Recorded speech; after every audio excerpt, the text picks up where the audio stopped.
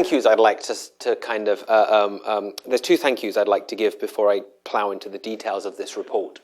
The first one is to the MacArthur Foundation for funding this research. A lot of this research was based on meetings in Japan on Japanese primary sources. My Japanese extends to about 5 words. So the MacArthur Foundation enabled me to do a lot more in terms of translation. And I'd also like to thank 2 Japanese-speaking interns who did a tremendous amount for this project. Yukari Sekiguchi, who's here, and Erin Weeks, who is not. But those 2 deserve a huge amount of thanks from me.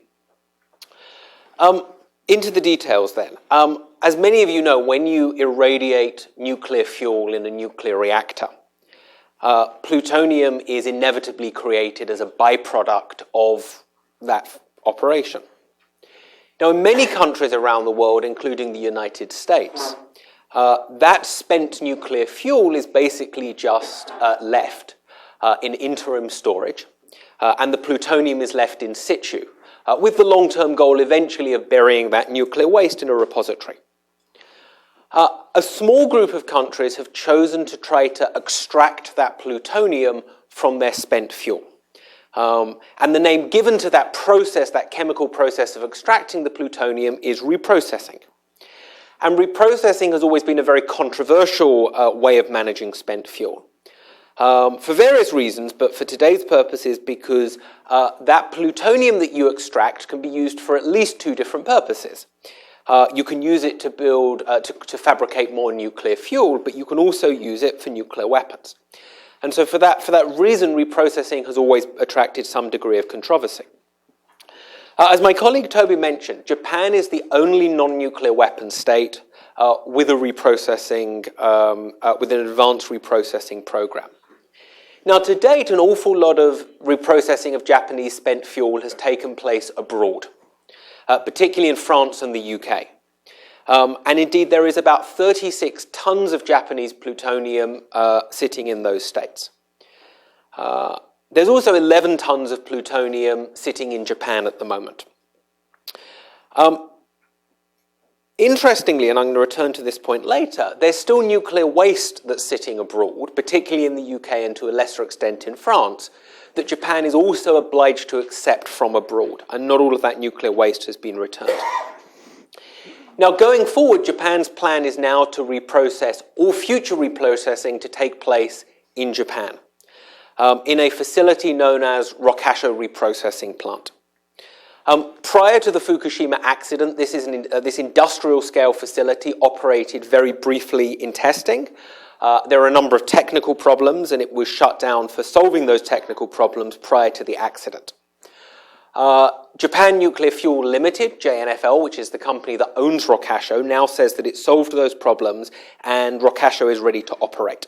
And it's now waiting the go-ahead from the regulator, the Nuclear Regulatory Authority. Nominally, Japan's plan, JNFL's plan is to operate Rokkasho in March 2016. In practice, it's very likely that there will be further delays to that target.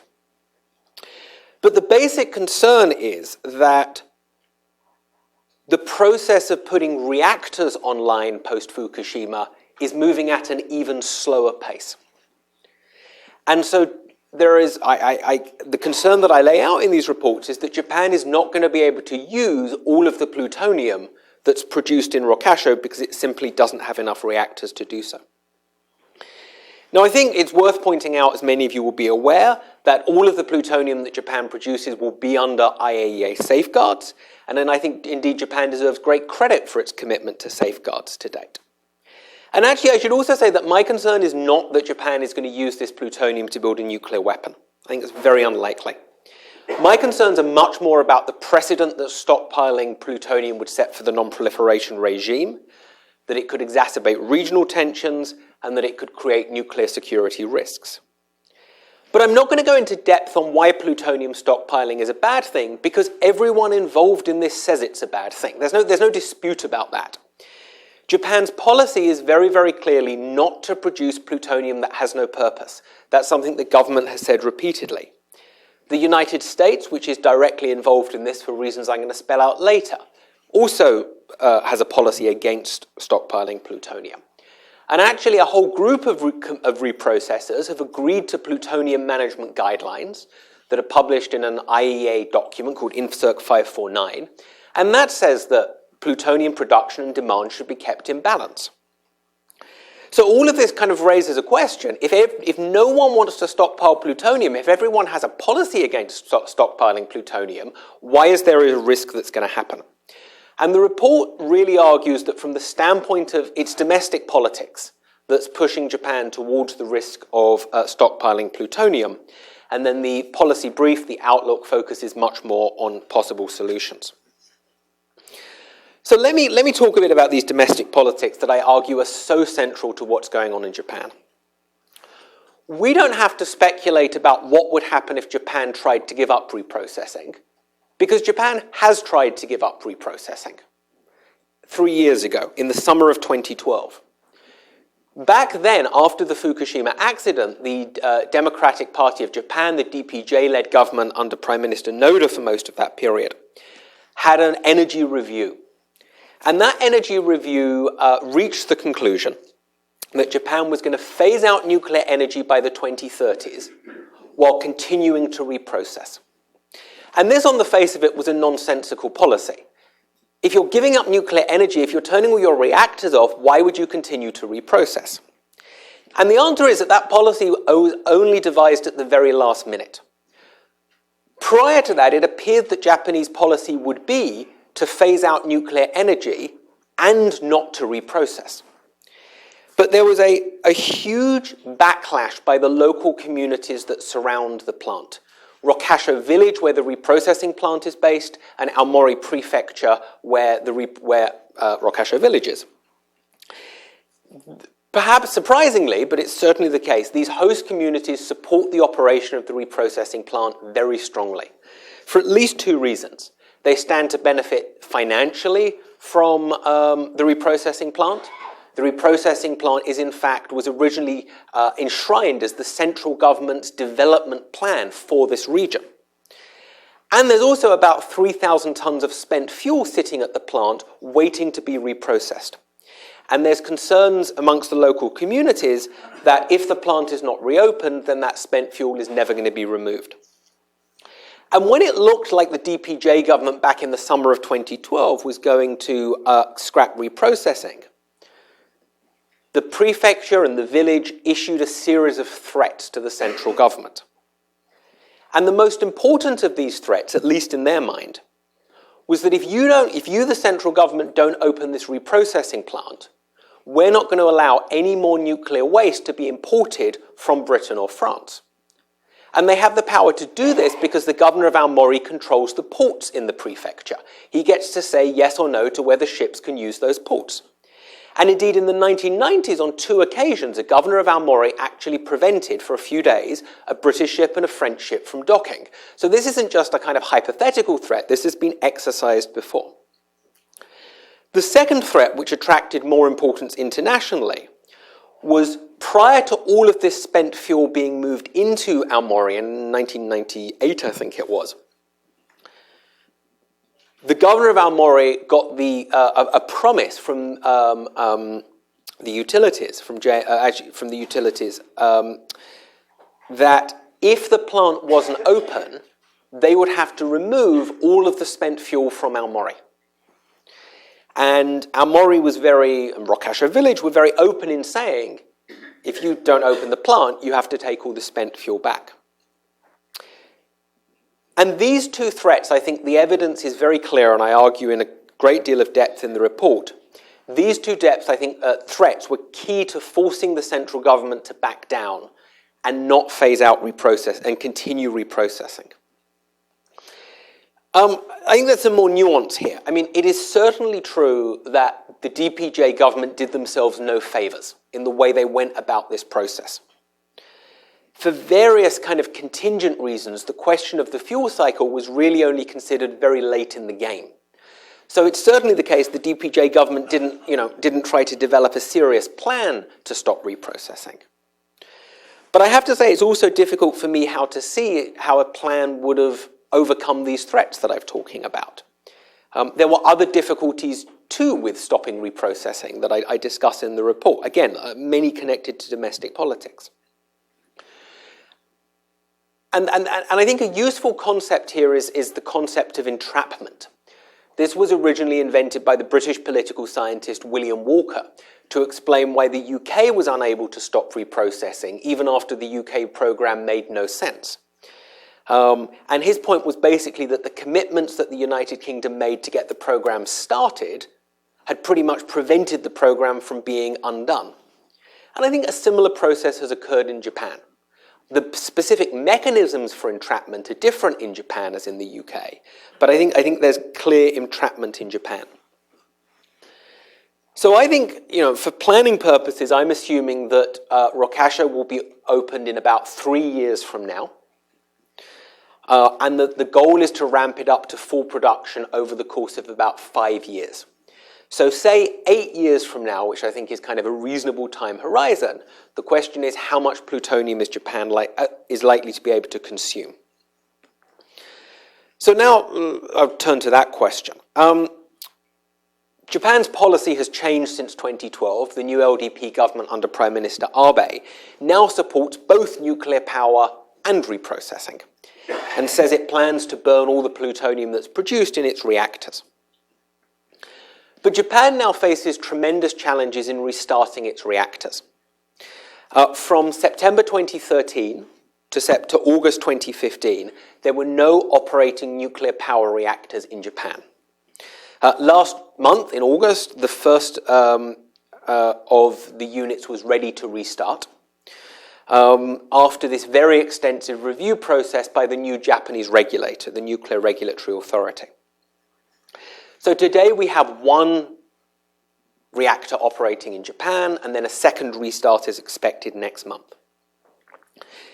Now, the Federation of Electric Power Companies, which is the umbrella for all of the individual utilities in Japan, has a plan for how it's going to use all of the plutonium that's produced in Rokasho, as well as the plutonium that needs to be used from the British and French, the plutonium that was separated in Britain and France.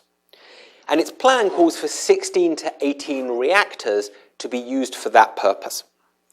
And the plutonium will be fabricated into something called MOX fuel, which is mixed oxide fuel, and will be burnt in these conventional power reactors.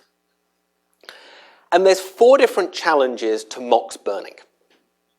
Firstly, the utility actually has to decide it wants to restart the reactor in question. There will be some reactors in Japan that are not restarted because they've been decided to be decommissioned.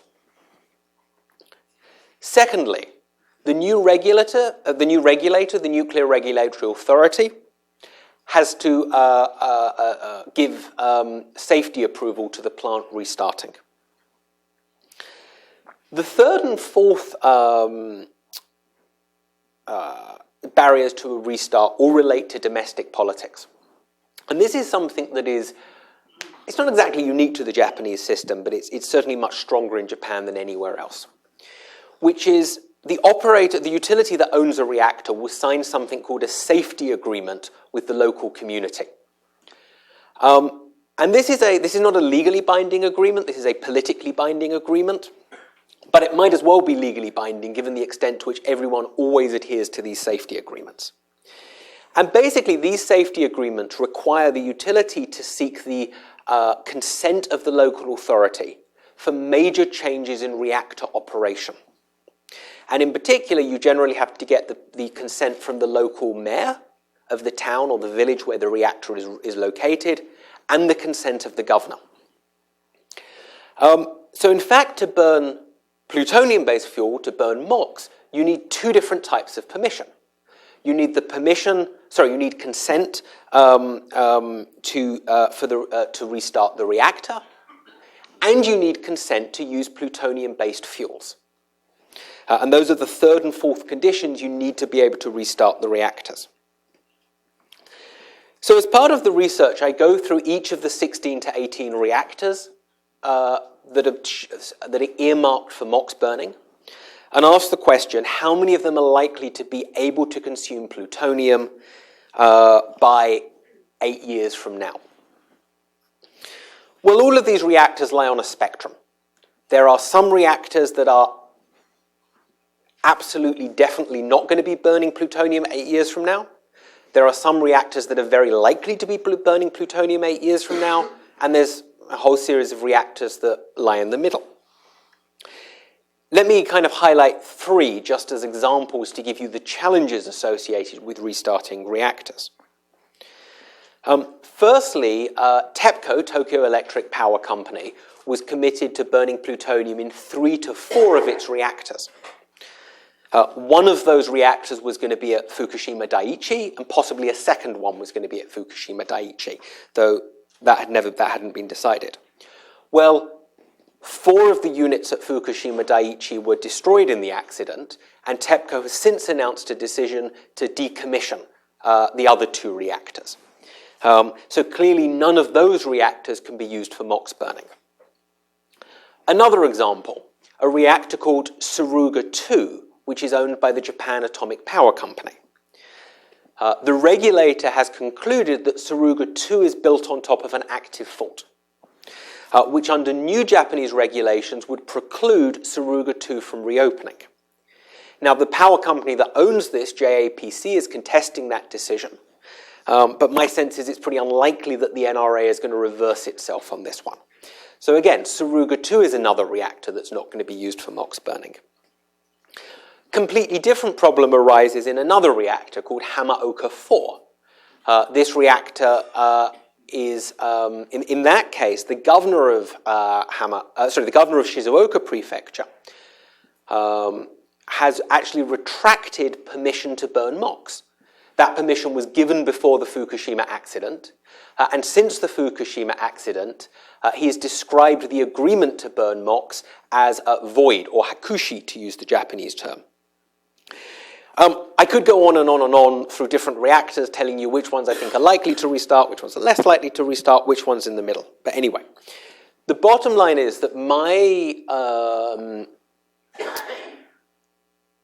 my analysis is the most likely case is that by 2023, 8 years from now, 8 or 9 of the reactors earmarked for only 8 or 9 out of the 16 to 18 of the reactors earmarked for plutonium burning will be operational. So if Japan is operating Rokasho at full capacity by then, and at least some Japanese reactors are burning some of the plutonium from Britain and France, so they can't burn Japanese plutonium. My estimate is within 8 years, Japan's plutonium stockpile could be growing by about 2.5 tons of fissile plutonium annually. This number here, fissile plutonium, the MOX burning plan by the Japanese utilities, is given in terms of fissile plutonium. So there's for technical reasons I'm not going to go into, only some of the plutonium isotopes are included in this MOX burning plan. But as I say, I think in the most likely case, there's a shortfall of about 2.5 tons of fissile plutonium annually. Production exceeds demand by that amount. Even in the best case that I can imagine, there's still a shortfall, though a smaller one. Now, the Federation of Electric Power Companies issued a statement at the end of last year announcing that the MOX burning plan was going to be further delayed from the 2015 target. And in that statement, they hinted, though did not say explicitly, that they would try to find additional reactors to add to the plan to burn MOX. And it might be possible to do that over a long time horizon. But I'm not going to go into a huge amount of depth here, but as I argue in the report, I think adding new reactors to the MOX burning plan is very, very difficult to do within the course of 8 years. It's taken Japan 15 or 20 years to get the MOX burning plan set up in the first place. So these are not changes that can be made quickly, and I can discuss further why I think that's a challenge, but I think it's going to be very, very hard to add new reactors to the plan in the short term. So what can be done about this problem? Well, again, I'm not going to highlight all of the different solutions that I suggest in the report, but there's three different key steps that I want to highlight here today. Firstly, I think the Japanese government has to take ownership of this problem and has to say, we, the Japanese government, are going to make sure we don't produce plutonium we can't use. And historically, the Japanese government has shown some reluctance to involve itself in the details of reprocessing. It says, look, the spent fuel, the plutonium, is privately owned by the utilities. They're the ones making the decisions to reprocess. We don't interfere with this private activity. The problem I have with that argument is it's also the case that reprocessing is Japan's national policy. And for various legal reasons, it's impossible for the utilities to have any other option other than reprocessing. So I don't see any solution to this problem that doesn't involve the Japanese government taking ownership of the problem. And the good news here is there are publicly announced discussions about the future of JNFL, the company that owns the reprocessing plant. And there are public, there's discussions that the Japanese government is leading about whether there needs to be a different model for managing JNFL. Actually, these discussions have started since I wrote the report, so you won't find them mentioned in the report. But I think this is a positive move. I think that some form of greater government control over JNFL would be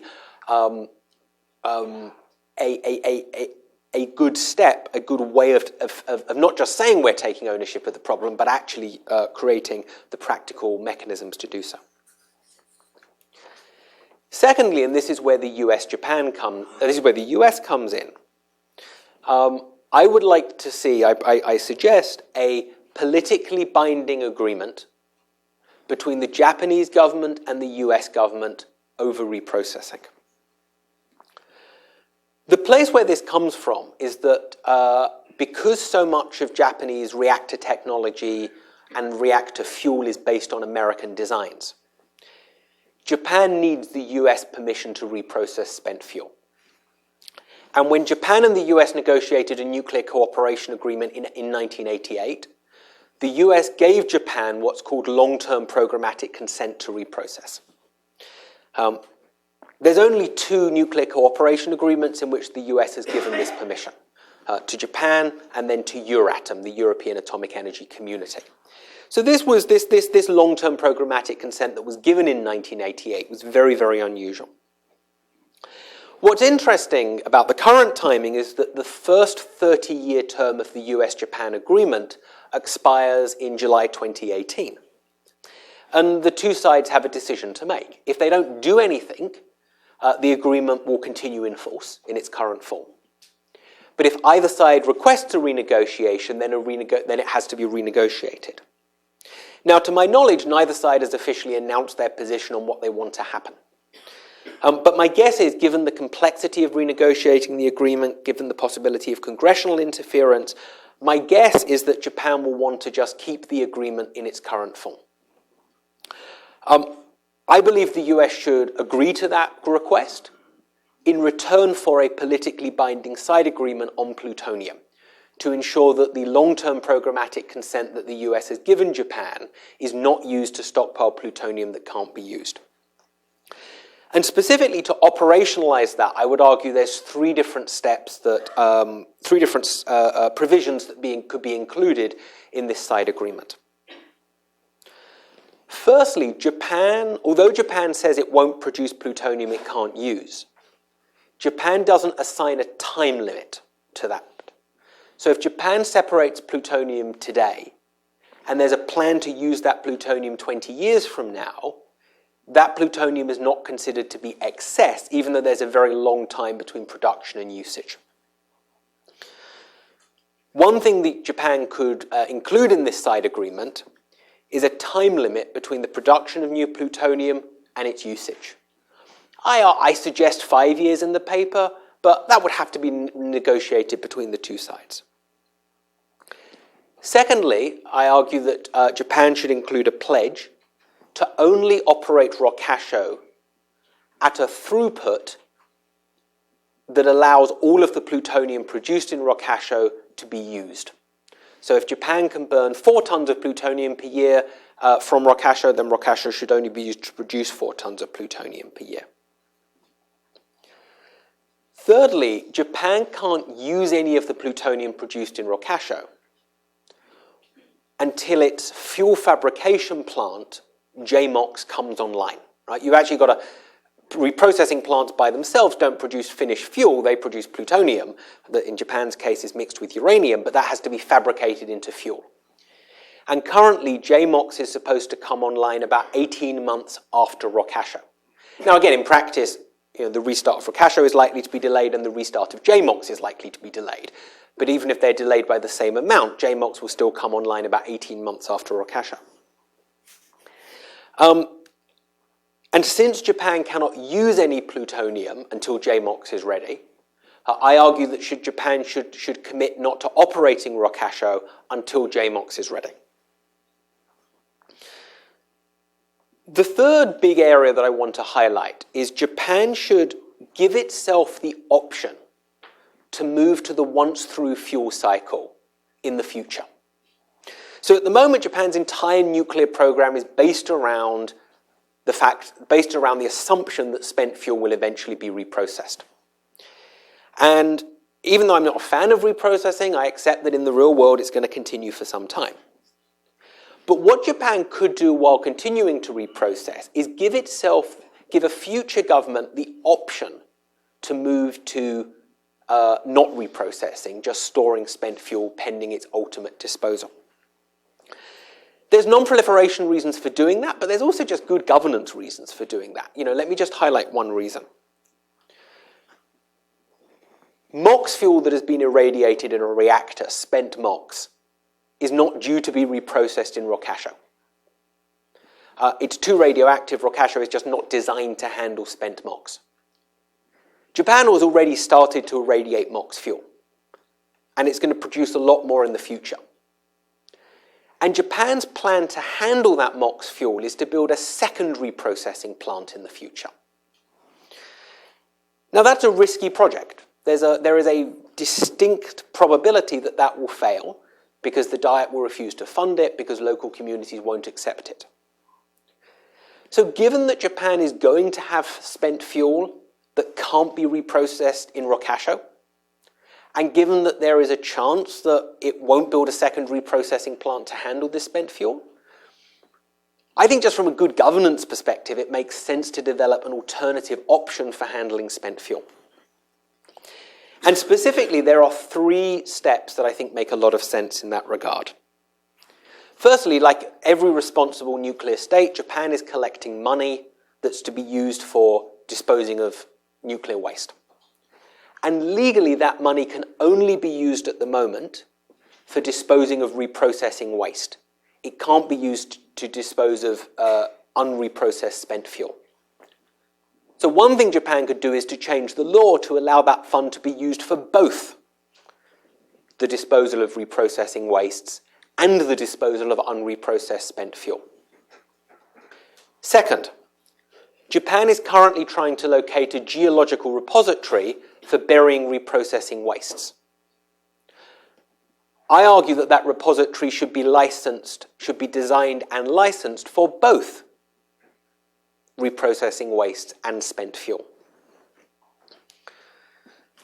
And thirdly, Japan in the short term needs to create additional storage space for spent fuel.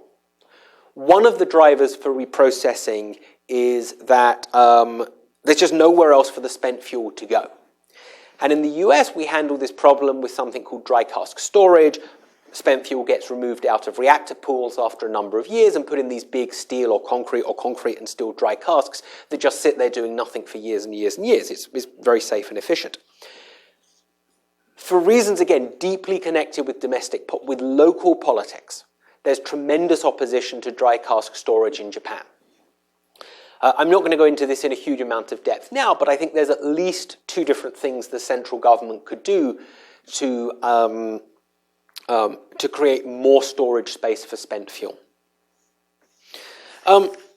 So that kind of summarizes my main findings and some of my recommendations. And I very much look forward to having a conversation and taking some questions about that. Good.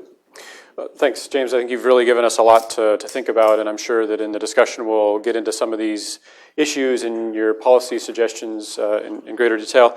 I wonder if I might start the questions by asking a little bit more about your research methodology. You mentioned at the outset that you'd traveled to Japan and spent some time and done some interviews, and without naming names and so forth, given the need to protect some of your sources, I wonder what you learned from that experience of actually getting out and talking to people at the prefecture and the village level and some of the communities that have reactors, including reactors that might burn plutonium in the future. And how does that sort of reflect in your understanding of this problem, and then also the challenges that confront both Japan as a national government and then the US and other international partners and trying to formulate plans to deal with this? Sure. So in April of last year, I spent about 2 weeks traveling around Japan with a translator, which was invaluable. As Toby says, I'm not going to give lists of people I met with, because almost all of the interviews were done off the record. But actually, there were two governors I met with, the governor of Niigata Prefecture, the governor of Shizuoka Prefecture. Both of those interviews were on the record, which is why I'm allowed to talk about them.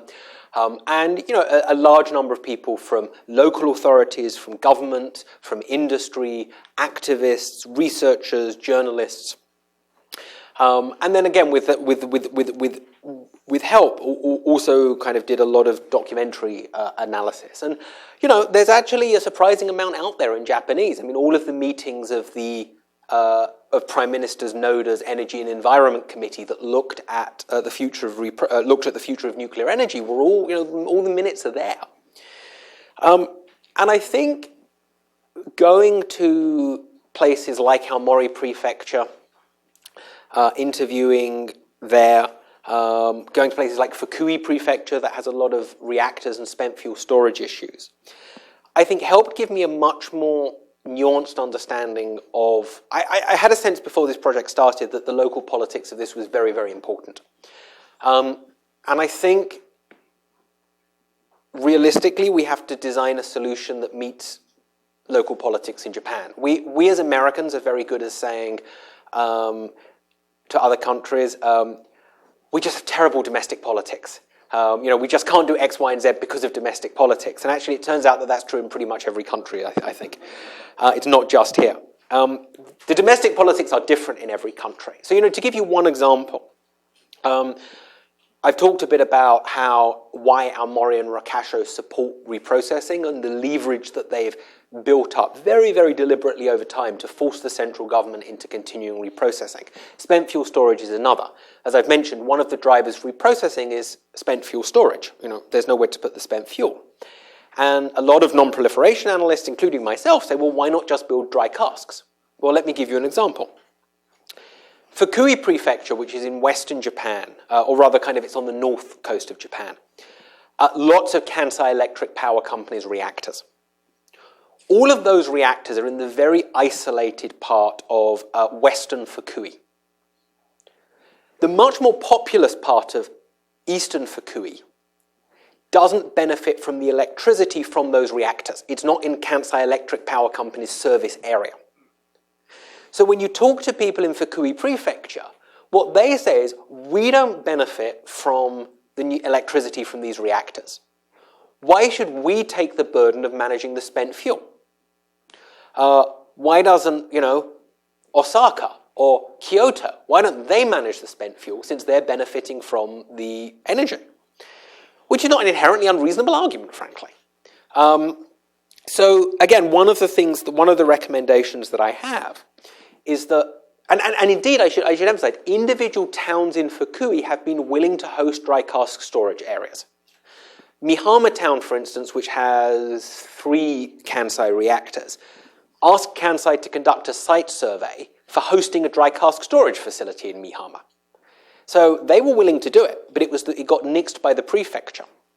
So, maybe the subsidy structure needs to be more focused on rewarding the prefecture as well as the town or the village for accepting dry cask storage. That distinction between the prefecture and the town and the village is one of the useful things that actually came out from going and talking to people on the ground. So I'll open it up to questions from the floor. Please state your name and affiliation, and if your question or statement is not in the form of a question, I'll remind you in short order that there should be questions. There are microphones traveling around, so please. Let's start here in front, sir. Hi, Dave Hackmeister, FAS. Hang on just a second. Microphone coming. Thank you. How bad is the economic penalty for reprocessing and MOX? And either in terms of fraction of the price of electricity or pennies per kilowatt hour or some unit like that? I don't have a good answer to that one. There was a report that came out earlier this year that said that based on data, I think it was from METI, the Ministry of Economy, Trade and Industry, the utilities were spending MOX fuel cost the utilities 9 times as much as it cost them uranium fuel. Now, fuel cost is only a relatively small fraction of the total cost of nuclear electricity. And the Japan Atomic Energy Commission, during this 2012 process, came out with a paper that compared the cost of nuclear electricity to the cost of, that compared the cost of the once-through fuel cycle to the cost of reprocessing. Under all different assumptions of discount rates, what percentage of the spent fuel you reprocessed. Off the top of my head, I simply can't remember what the answer was. It certainly came out with the conclusion, these are from official Japanese government figures, that reprocessing is more expensive than the once-through fuel cycle. I just for the life of me cannot remember what the bottom line number was, but I can certainly send you the report. Please. Hi, Russ Deming at SICE. Any prospect for regional cooperation, Japan ROK cooperation on rear-end fuel cycle issues? It's been talked about in the past. Anything there? Unfortunately, no is my answer to that one. I think there would be tremendous geopolitical value to it, but the politics of moving spent fuel from one Japanese prefecture to another are really difficult. Aomori Prefecture requires all of these promises that if the plant doesn't open, the spent fuel goes back. I think the politics of shipping other people's spent fuel into Aomori for reprocessing, if that's what you had in mind, I think would be, it would make shipping fuel from Fukui to Aomori just look like a piece of cake compared from shipping fuel from Japan, from the ROK to Japan. So I just can't see that happening from from a Japanese perspective. I think from an ROK perspective, and I don't know, but my guess would be that there will be a lot of resistance to doing that because it would undermine the South Korean argument for pursuing their own pyroprocessing program. So I have to say, as much as I think that regional reprocessing it's one of those fantastic ideas that unfortunately I think is just not doable. All the way in the back on this side here. That's me. That was quick.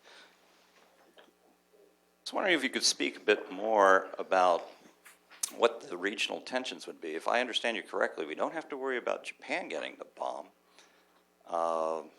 What do we have to worry about, or what do other people worry about? You didn't talk enough about, or at all, about what South Korea and China think of this.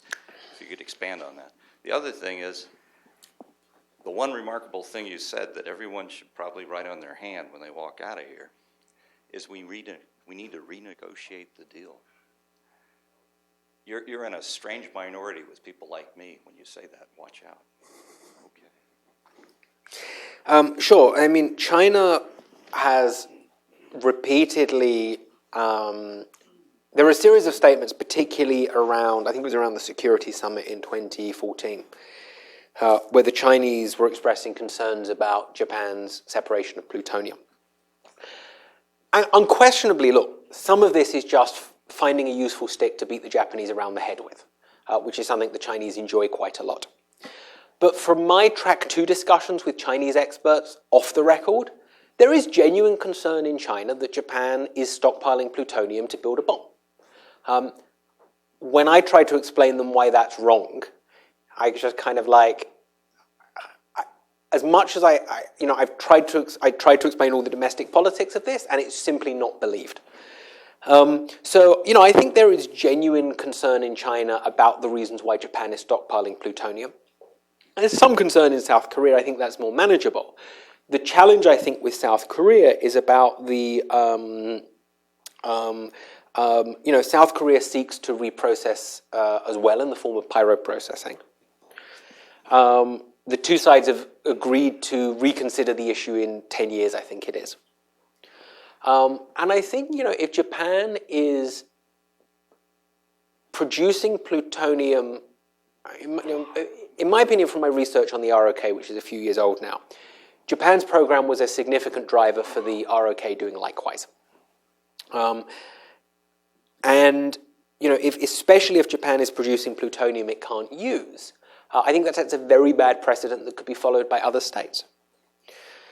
In terms of the 123 agreement, Henry, all I'd say is I don't support renegotiating the agreement. I say let's keep the agreement in force and let's negotiate a separate politically binding side agreement on plutonium management. Like, look, when you get into government, you discover it's like partial pregnancy. Opening something. And I'm just telling you, it's a big step. I'm with you, but how should I put it? Don't blow up your proposal. It's a big deal. Well, all I say is you can characterize my proposal in as you see fit. I do not think that a politically binding side agreement is the same as renegotiating the 123 agreement. I wonder if I might take Henry's question and ask it in a slightly different way about the regional piece of this, which is, you mentioned the sort of politics in Korea and sort of looking to Japan and the Japanese program being a driver for, or a model even for what Korea has done. But I wonder if you might also comment a little bit about the lessons of the Japanese experience for both Korea and China. Now, China's contemplating a fairly significant entry into reprocessing, and they may not believe the domestic politics argument about Japan now, but they could well in the future. Well, I think there are very important lessons to be drawn from this, and one of the things I didn't discuss this in my remarks, but at the end of the report, one of the things that I discuss is the lessons that reprocessing in Japan has for elsewhere. Japan originally, one of the reasons Japan sought to reprocess originally was because of energy security. But actually the system that Japan has created, I argue, risks undermining its energy security. There is a real challenge facing Japan when it comes to spent fuel storage. One of the reasons why the Japanese utilities argue they need reprocessing, and this is a serious reason these days, is because there's just not enough space for spent fuel. Imagine what happens if the NRA, the regulator, says that Rokkasho can't be operated because it's not safe seismically. Or imagine if the retrofits are just not possible to do in a hot reprocessing plant. I don't think that's the most likely outcome, but a lot of people I've spoken to say that's not impossible. Well, if Japan can't operate Rokkasho, the utilities say they're in real danger of not being able to operate reactors. And I'm not, when I look at Japan over the last few years, a lot of opponents of nuclear energy say Japan has managed fine without reactors. It's not my reading at all of the situation in Japan. I mean, from a climate change perspective, from a balance of payments perspective, from a cost of electricity perspective, Japan has really suffered from not having reactors operational. So Japan's system for managing spent fuel has become, it's a system where if there is a serious shock to this system, such as the NRA saying that Rokkasho can't operate or a very long delay, that could actually compromise the operation of Japan's reactors. And so, my view about reprocessing is, look, anyone who knows me and knows my writing knows I'm no fan of reprocessing. But one of the things that I think states considering reprocessing should do is design their reprocessing programs, if they're going to go down this route, so that the costs of terminating the program are not intolerable. And one of the things associated with that is don't do reprocessing because you don't have enough space for spent fuel. Reprocessing is not an answer to a lack of space for spent fuel. you need to have spent fuel storage, even if you're going down the route of reprocessing. Similarly, don't build the reprocessing plant in the poorest, least economically vibrant area of your country. Because if you decide you have to, because that massively exacerbates the problems of shutting it down, build it somewhere where it's not a key local source of employment. And of course, governments are going to want to use a massive industrial plant as a key local source of employment. But I argue that is a short-term way of looking at this. So I think, I know that many advocates of reprocessing won't be, disagree with me about whether it's a good thing or a bad thing. But I think there are important lessons about if you're going to go down this route in a sensible way. The lady in the back. Thanks. Jessica Matthews from Carnegie. It seems as though you have an assumption here that the current domestic politics is immutable. And I wondered, it is also clearly, rather bizarrely partial, and that is, as Dave pointed out, I mean, it's sort of immune to huge economic disparities. Doesn't seem to take very much into account Japan's own strong feelings about nuclear weapons. If the government were really to take ownership of this problem, is current public opinion so unchangeable that you couldn't end up with something that's not so manifestly weird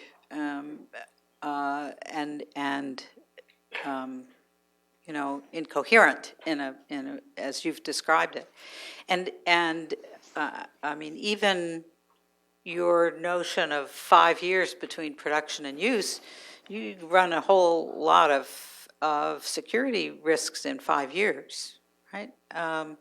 So talk a bit about whether that couldn't change.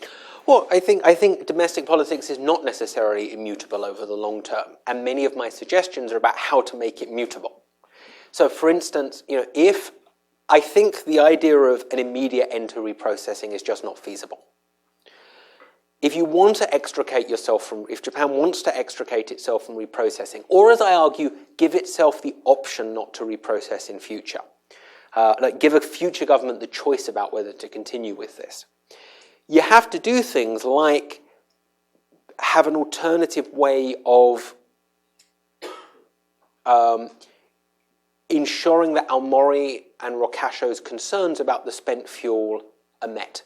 Like, there is a real problem. There's 3,000 tons of spent fuel sitting in the prefecture.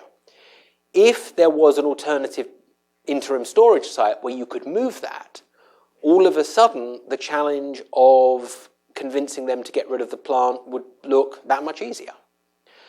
Similarly, if you can offer bigger subsidies to prefectures for accepting dry cask storage, maybe you make that easier. So it's my assumption is emphatically not over the long term that one can't change this. It is that the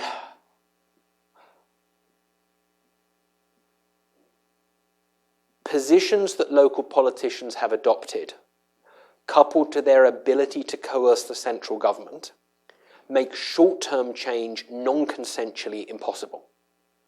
Long-term consensual change in which you can actually address their concerns and provide a way of meeting their demands, that's the kind of change that many of the recommendations in the report aim for. May I also ask you, how far along is the MOX plant construction, and what is the possibility of huge cost overruns between now and completion? I don't have a good answer to that one. I mean, my understanding is that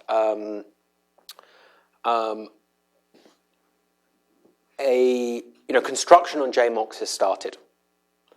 I actually don't know what process JMOX uses. Whether it uses the French MOX process, which is known to work, or another MOX process that hasn't yet been tested. I simply don't know the answer to the chemistry of the MOX process. the NRA is also assessing the safety of the MOX plant at the moment. And I believe, though someone may correct me, that the current targeted start date, I think, is October 2017. I could be wrong about that, but that's the current targeted start date. As I say, my assumption is that both the start date for Rokasho and for JMOX are both going to slip. I just don't have a good sense of whether they're likely to slip at the same rate, whether there's additional challenges that may be met in JMOX. I just don't know the details of that. There's another question just to Jessica's right there. Thank you. Ryan Schaefer with the Mansfield Foundation. Congratulations. I think it was a great report, very easy to understand, articulate. Two quick questions. One is on your factors for determining the ability of plants to burn MOX fuel in the future. I've been concerned that it shouldn't be an assumption, or excuse me, that there's no guarantee that local mayors and governors won't rescind the right or the agreement, pre-existing agreement to burn MOX fuel as happened in Hamaoka. So did you factor in the possibility that could be an important factor going forward as well? And the other question is, I think a geopolitical one. It might touch back on the China and Korea question. But if, as you argue, the Japanese government takes ownership of the problem and of the process and presumably of JNFL, they also take ownership of the fissile materials, which are currently privately owned. So is there a geopolitical nuance there that's important? Or has the assumption all along been, if you're going to worry about Japan and nuclear weapons, you don't care whether it's technically owned by the private sector or by the government? It's such a fascinating question, that second one. Let me take it first. I'm reminded slightly here of the Senkaku Islands. When was it, 2 years ago, 3 years ago, the Japanese government nationalized the Senkaku Islands, which they tried to do as a way of placating domestic pressure without being provocative. Like, it was genuinely not meant to be a provocative move by the Japanese government, but was seen as being very provocative by China.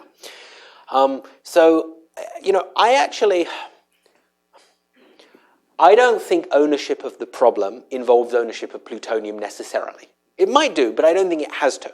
What I mean by ownership of the problem is really two things. Firstly, the Japanese government saying, this is our problem, we're going to do what's necessary not to stockpile plutonium.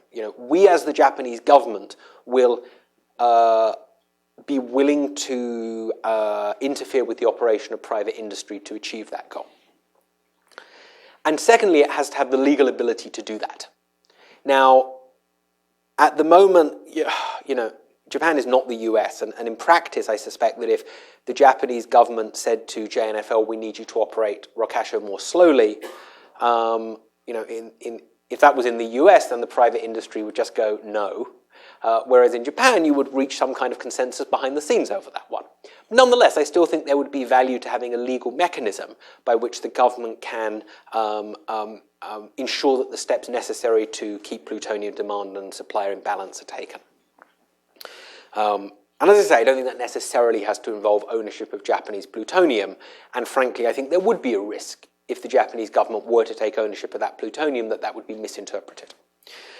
In terms of your other question, I have to say, I don't see any other reactor in which, I think this is right, I might actually have to just double check.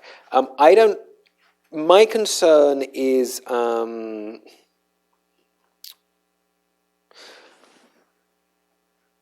I don't think there are many other reactors where I see evidence right now of MOX burning permission being withdrawn. That could happen if you have, say, a governor elected on an anti-nuclear populist stance.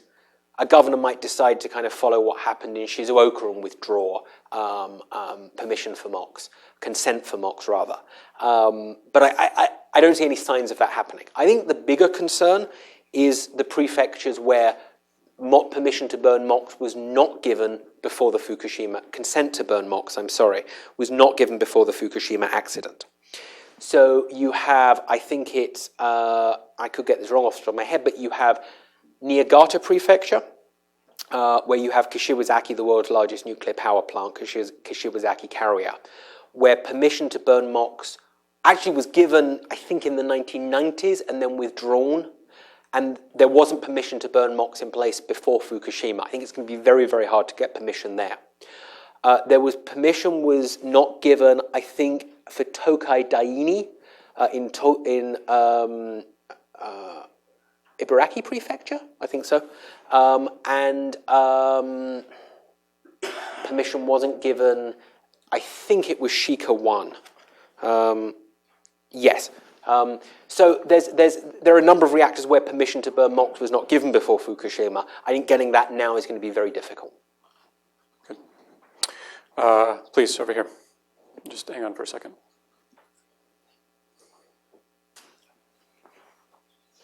Thanks. Ed Lyman, UCS. So Jessica Matthews raised the security issue, and I was at Takahama this summer, and there's fresh MOX fuel in the pool there, and the apparent security is a joke. So you really didn't address that much in your report, but it seems that if there's going to be a side agreement, that maybe there needs to be an additional security provision rather than just relying on what's already in the 123 agreement that refers to the relevant INSCIRC 225 revision. So would you consider, as part of that, the U.S. pressing for additional security measures that might require armed responders at plants that are using MOX, something like that? Sure. I mean, let me address the security point. My position on security is, as somebody who doesn't have either American or Japanese clearances, I don't know what the security arrangements in Japanese plants are.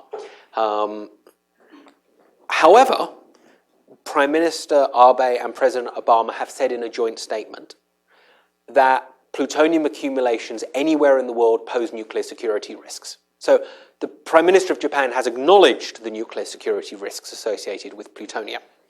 And I think that's one of the reasons why no country should be stockpiling plutonium. What I would say is, if the US government has concluded, based on a lot more information than I could have, that that security measures at Japanese plants could be improved, then then I would certainly say that I think this side agreement could be one way of getting the political buy-in to achieve that. I think that issue, though, need not necessarily even wait for a formal side agreement. I think that's something that could potentially be pursued further bilaterally. But as I say, the reason I didn't discuss the specific security measures in Japanese plants is because I just don't know what they are. So I just relied on Prime Minister Abe's acknowledgement that all plutonium accumulations carry security risks with them. So, Jungmin.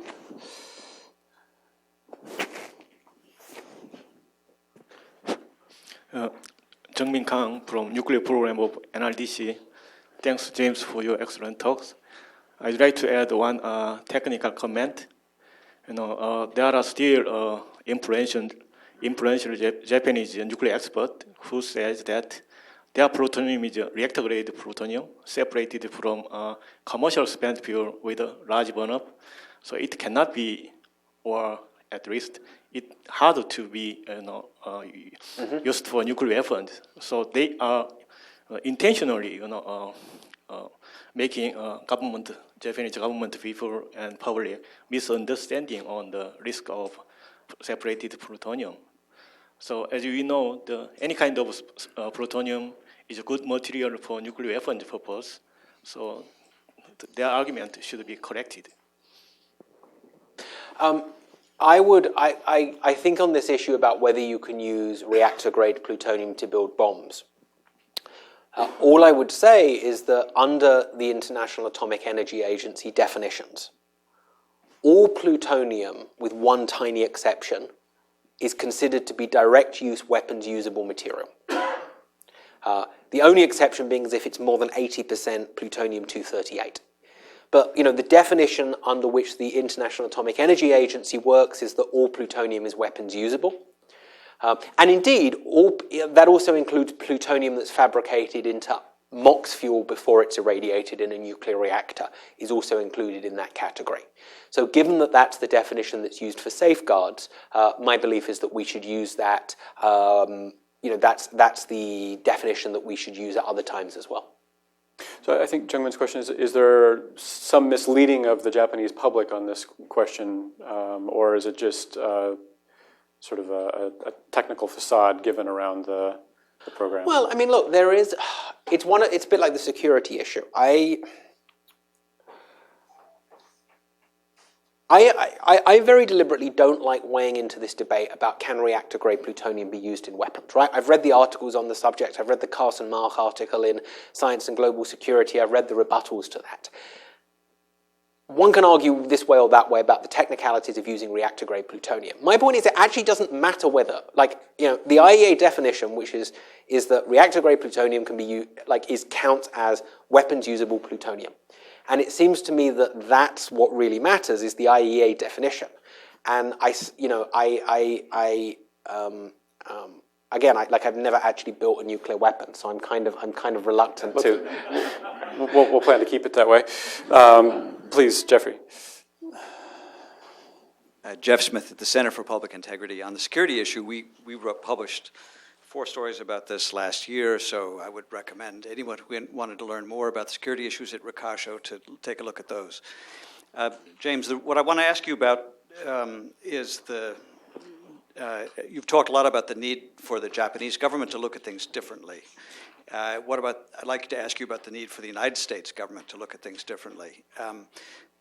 My impression is that while privately U.S. officials are intensely frustrated that Ricascio is proceeding and will sometimes say that they prefer that no plutonium, that the plutonium stockpile in Japan not grow larger, officially U.S.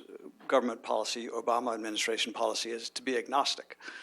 And so I'm wondering whether these very interesting recommendations have been discussed by you with administration officials and what kind of response or reaction you got. It would require a more active role in Washington, not just in Tokyo. The federal government here would have to seize the problem in ways that it has not yet, to my knowledge, seized it. So could you talk about that a little bit, please?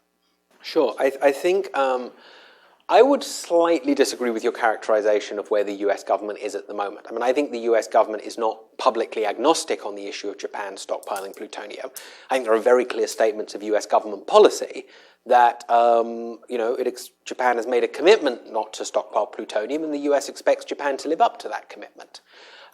Where I would agree with you is publicly, the US government, I think, has not said very much about exactly how Ricascio should be operated and hasn't intervened in that yet. In terms of, and to be fair, the Obama administration there's a real timing issue here, which is there will be a presidential election in November next year, and there will be a new president in January next year, the year after that.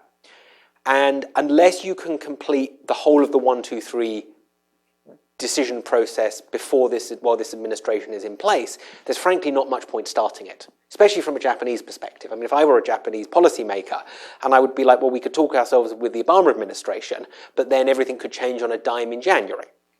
Now, I don't think stuff necessarily will change on a dime in January 2017. 18. No. 17.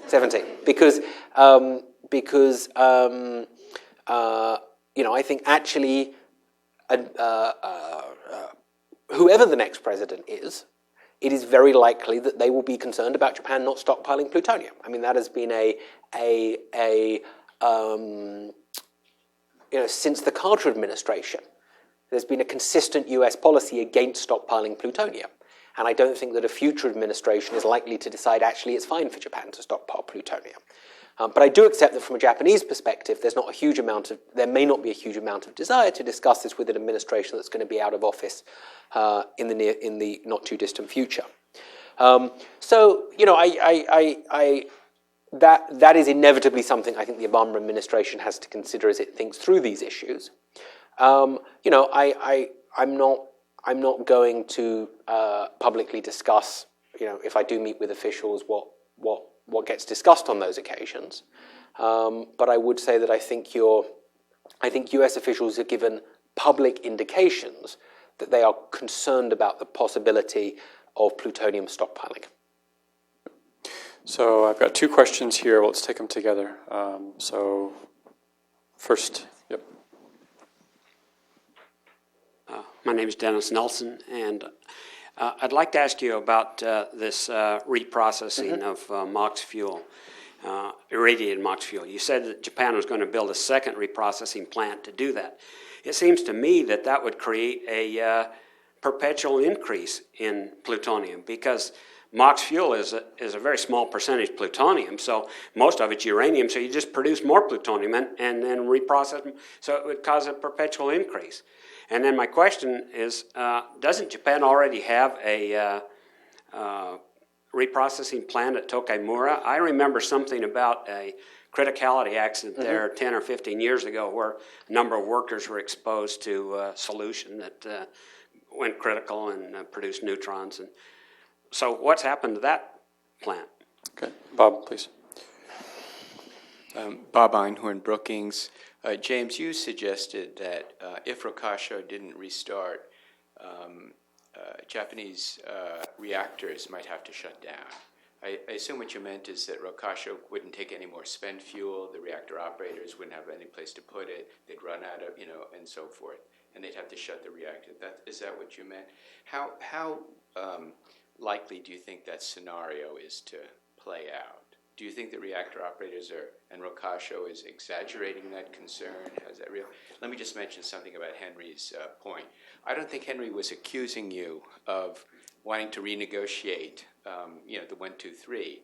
I think what you seem to suggest is use the leverage of a possible threat to renegotiate it to get the Japanese to agree to the kind of side agreement that you're talking about. So I think you would be using the threat of renegotiation to get this side deal. Isn't that right? Sure. Let me deal with all of those points. On Tokaimura, yes, that was a pilot scale reprocessing plant. Some of the Japanese plutonium was indeed separated at Tokai. There was an announcement, I think it was earlier this year, that they were now going to decommission that plant. So that, my understanding is that hasn't separated plutonium in a while. The endless cycle of plutonium actually was originally the reason why Japan started the reprocessing route. The original vision for the plutonium economy was the extraction of plutonium from reactors that would then be used to fuel fast breeder reactors that could produce more plutonium, and you would have an endless, effectively an endless cycle. That's a proliferation problem. Well, I mean, and that's that's one of the reasons that I don't support the fast breeder cycle. There's also the practical issue, which is that Japan's plans to commercialize breeder reactors have slipped a long way behind schedule. Tatsu Suzuki, who's a former vice chairman of the Japan Atomic Energy Commission, has written that in 50 years, Japan's plans to commercialize breeder reactors have slipped by 80 years. And as they have in many countries around the world, right? I mean, this is not like the US gave up on them because they were moving in the same, having the same problems. In terms of Bob's questions, yes, I mean, it's certainly the case that there is an implicit threat to renegotiate the 1, 2, 3 agreement. I very much doubt it will come to that. I think that a politically binding side agreement is something that meets both sides' needs, and that's something that both sides can live with. And in terms of reactor closures, yeah, that's exactly right. But what I'm saying is that at the moment, basically, because when Japan was starting its nuclear energy program, it was using the US as a model. And this was in the 60s when the US planned to reprocess. So when you take fuel from a reactor, you have to put it in pools. And in Japan, those pools were built with very limited space because of the assumption that fuel would be reprocessed. And when those pools fill up, which incidentally we're now seeing at a Taiwanese reactor, very interestingly, when those pools fill up, you literally can't operate the reactor because there's literally nowhere to put the spent fuel. So one of the concerns that the utilities in Japan have said is that if you